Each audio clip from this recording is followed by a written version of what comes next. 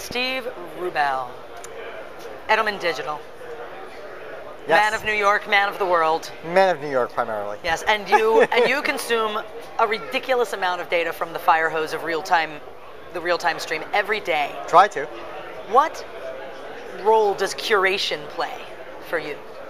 Well, I think that, as more content is being created by everybody, whether it be humans or automated systems or professionals or amateurs, there's a need for digital curators to separate art from junk. So last night I had 2 hours and I ran into the Louvre. And, the Louvre has curators who decide what belongs in there and what doesn't.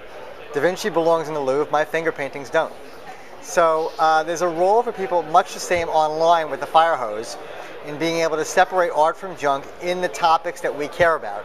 And I think that every niche will have a digital curator, be it a company, a media company, a brand, an individual, but somebody will rush to fill that void where there's interest.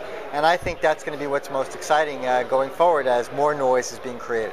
Now, and there's a relative term to that, or a term that is relative to that, and kind of adjacent, which is relevance.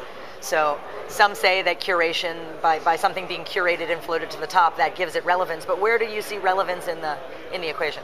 Well, there's automated curation and then there's human curation. So relevance, I think, is up to each individual. I mean, we heard from Dana Boyd and Marissa Meyer that everybody's experience online now is different. The way you search and what you see, Cathy Brooks, when you search, and what I see when I search on Google are totally different. The experience the window that you have onto the world through your Twitter community is different than the window that I have from my Twitter community, although there's probably some overlap because we're both obviously here at this conference.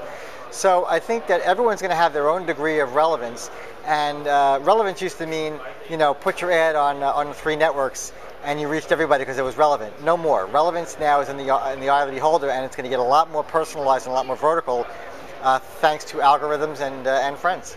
So what percentage of the tweets that you read every day would you say have some sort of relevance to you?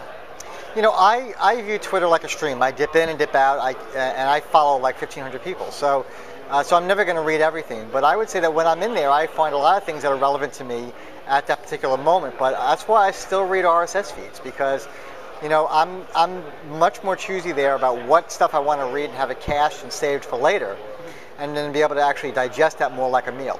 So Twitter is very relevant for me as a discovery engine, and kind of hearing what people are talking about, as seeing what's news. I think with the advent of lists, it's getting a lot more targeted now, and I can kind of curate where I want to. I could focus my attention more on things that are going to be more relevant to me. I have a list called services, of products and services that I use on a daily basis or have an interest in, and I go and I read those. So I think it's getting a little bit more focused for me. But I would say the percentage, if you had to ask me, probably about 60-70%. Wow, you're the highest of all the interviews. Well, I mean, because I'm choosy about it. Yeah. So I'm going to say 2 words, and I want you to tell me what they make you think. Macaroni and cheese. Well, that's 3 words, technically. Digital intuition. Digital intuition.